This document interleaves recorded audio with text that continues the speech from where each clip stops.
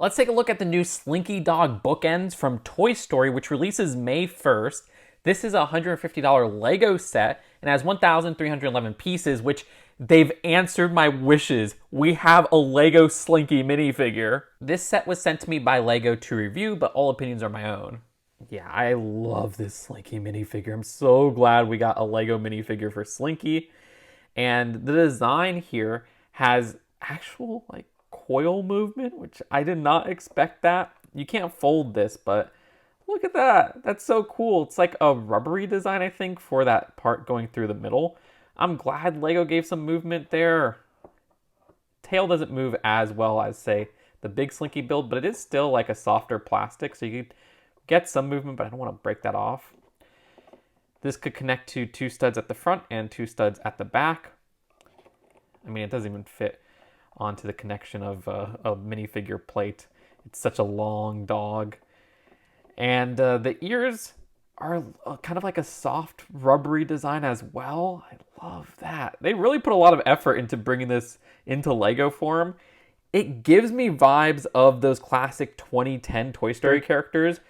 This looks like the molded heads of those characters, more so than, in my opinion, the disappointing 2D classic face minifigures that you get nowadays for Lego Toy Story characters like Woody.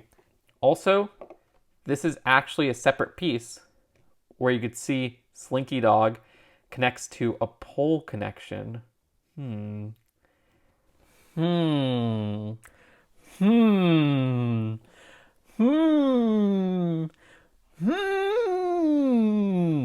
So what about the big Slinky Dog build? Honestly, this looks better in person than those digital images that were released a couple days ago. In those digital images, I didn't get to see some really awesome play features, which when this was first revealed, I was like, yeah, there's no way we could get some type of Slinky design with the coils in the middle for an actual play feature of, say, like folding and opening up and having movement there. This does not fold in any way like a Slinky. I get that, but I did not expect to have this type of movement. That's actually really awesome. It does come down to the connection of those tube pieces, the Technic axle receiving holes, and how they connect to those 3-hole beams. Just having those connect with the ends of the beams and then those middle sections opened does a lot in the movement here. The specific positioning of each of these beams to the corresponding coils gives it a nice, almost, I don't know the right word, suspension, so that you could swiggle Slinky Dog around, and there's a very Slinky-like movement if you were to do that with like an actual Slinky Dog. So I really appreciate that, and that's something I didn't expect. I also love the tail right here, which has a bouncy design that is something that you would expect from an actual Slinky Dog. Like, that's really fun to just bounce up and down.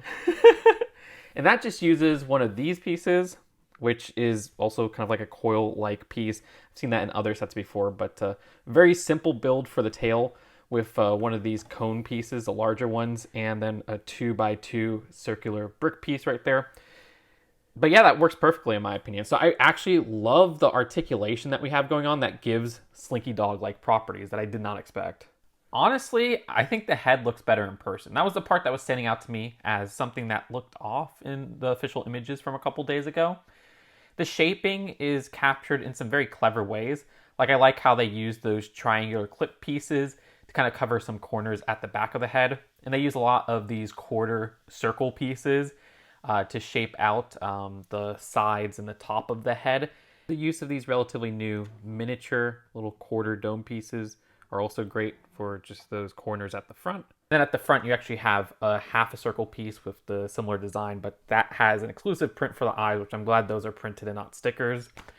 The one thing that doesn't work, though, I think even more so in person than in the official images, is the mouth. I wish the shaping there was a little bit more round, and I wish that the inside just had a different design, but it's hard to really build the interior for that mouth. It does use so little pieces, like we just have that one part representing the tongue. Of course, you can close it, and the design of it closed still looks off. It looks like there's almost like a weird grin forming with this snout's bottom part, and that's apparent on both sides. So yeah, I don't think the mouth completely works, but it looks a lot more accurate, mouth closed, looking from a downward angle. I also like how they used this cloth ear design, which gets the floppy ears of the actual Slinky Dog from the Toy Story universe down really well. Something that wouldn't have been captured so well if it was built out of bricks. And dang, are those ears floppy. Then the design of the face has a really nice usage of those sausage pieces in black for the eyebrows. That works really well. Other details for this build include the neck, which I thought maybe looked a little bit flimsy in official images, but no, that works pretty well. If you look at Slinky Dog from the movie, it's like, oh yeah, he does have a pretty thin, small neck. The design is one of those larger tube pieces, and you can see that using a Technic pin to connect to the head right there. So of course you could easily move the head left and right if you'd like, 360 degrees there. And then we also have the collar, which for some reason doesn't really have a secure connection, so you could just spin that around, but thankfully it doesn't like wobble around when you move Slinky Dog, so it's not really a problem. I love how they keep the little, I guess, hook part that in the actual Slinky Dog toy, they would have a string, but in the Toy Story movies, Slinky Dog doesn't have a string. It's like he was played with, which is really fun. And then the design of the feet are slightly different front and back. If you notice, the ones in the front are just slightly longer. You can notice that with this part right here, the toes, I guess you could say. And when you look at this one, it's just a little bit shorter. They don't have like a 1x2 plate. No, those toes don't individually move, but you do get movement with these front legs where there's one of those socket connections, and you could twist that around in a lot of different directions. So you get different poses with Slinky Dog, which is a lot of fun. And this using another one of those tube pieces like the neck, you could rotate that section around as well. And that leg is connected to the feet with another joint, so you can move those around very easily. So it is actually a lot of fun to post Slinky Dog. Now that movement is only with the front legs, because the back ones are fixed into place, except for another ball joint connection at the bottom for the legs to the feet. So you can still get nice movement there, but you can't move them at the base right there. I like the use of those quarter dome pieces for the body there, which give it a very clean round shape. And then the back right here seems like Slinky Dog has a pretty big booty. I'm sorry, but just look at this. But once again, quarter dome pieces and at the bottom right there.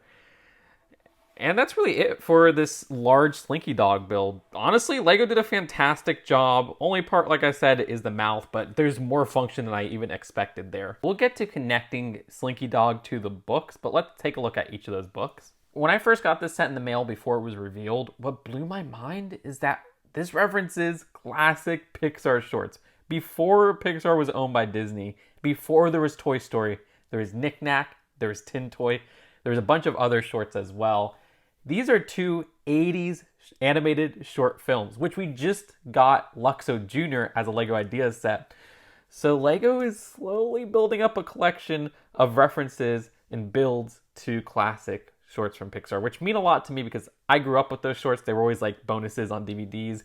Something like Tin Toy scared the crap out of me. That baby is creepy, but you know, it's early Pixar. Of course, it's going to look off. And this isn't something LEGO made up to put these onto books. No, in Toy Story 1, in the background, you'll notice that there's a Knick Knack and Tin Toy book. They're not one-to-one with these designs, and LEGO did spruce it up a bit where we have a design for the actual logos from Tin Toy and Knick Knack. In the actual Toy Story movie, they just have like a plain text, you know? So I do like that they made it a little bit more interesting in its design. And I like how they actually have those logos there. But they added something else to make this more interesting. Now that's not the only thing they added. You'll notice that there's these awkward gaps, which are to connect these books to Slinky. I like that you could connect them to Slinky, but I wish they covered those up better. Maybe do something where this side of the book is fully like a plate and tile build.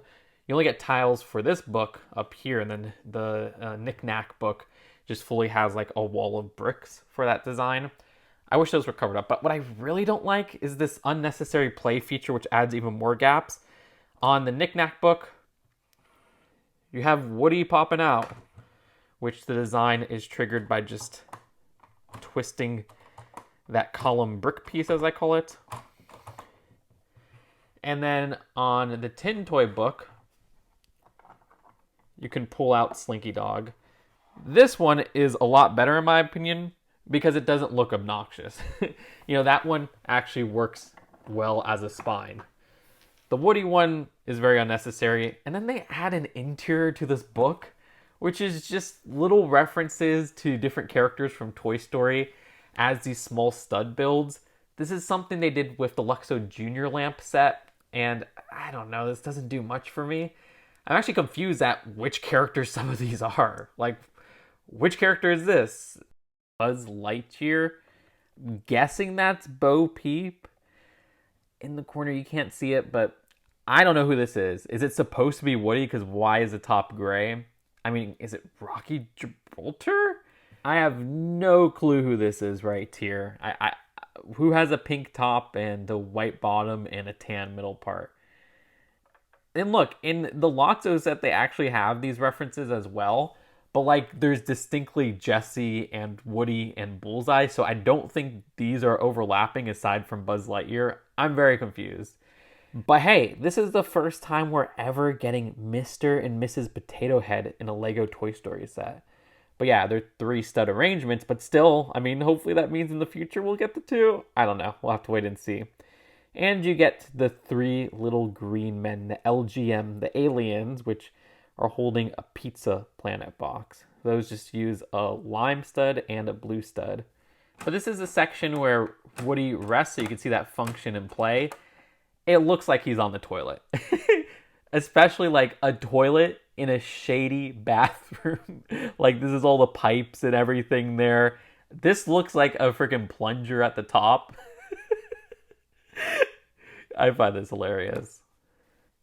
I do like how you could lay these on top of each other and display Slinky on top of there. I learned that from the box. But yeah, you're going to want to do that because you have those gaps at the side. Anyways, to connect Slinky to the books, all you have to do is push out this piece right here, which is a little hard. And then you got to do that once again with this bottom one. Oh my gosh. Oh my gosh. Well, okay, there you go. This is actually a really sad sight. I also like that the inside here has a place to hold these pieces. That's kind of cool. Anyways, now you got 2 halves, which you can easily just slide onto these Technic pins right here.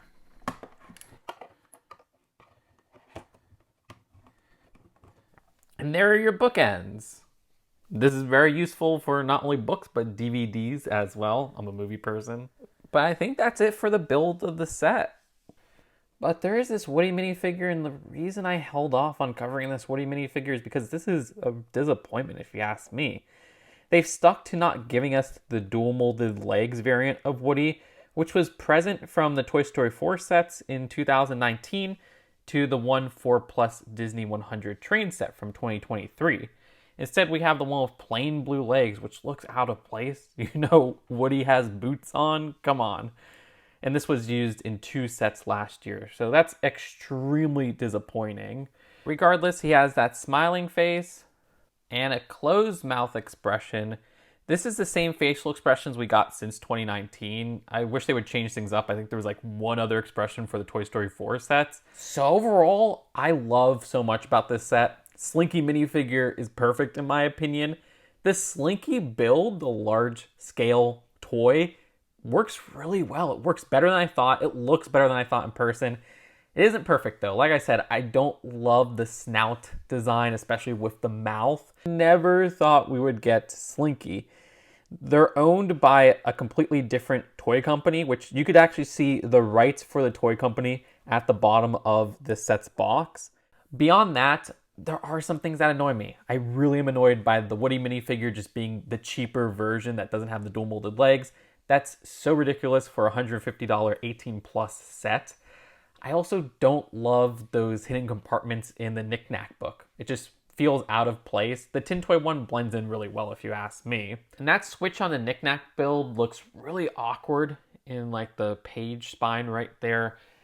I wish they would have kept that flat because, you know, the rest of that looks good. It looks like a book, but that's just sticking out and it doesn't really work for me.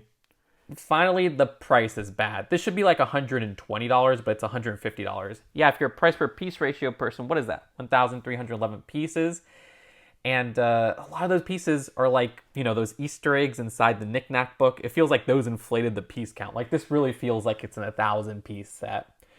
With all things considered, I'd give this one a strong 7 out of 10. I love so much about it, but there are some glaring flaws. Let me know what you think in the comments below. Thanks again to LEGO for sending me this early to review. Subscribe here for more LEGO Toy Story content. Unfortunately, the other reviews have to wait as I am on vacation right now. And I'll see you later. Peace out. Bye.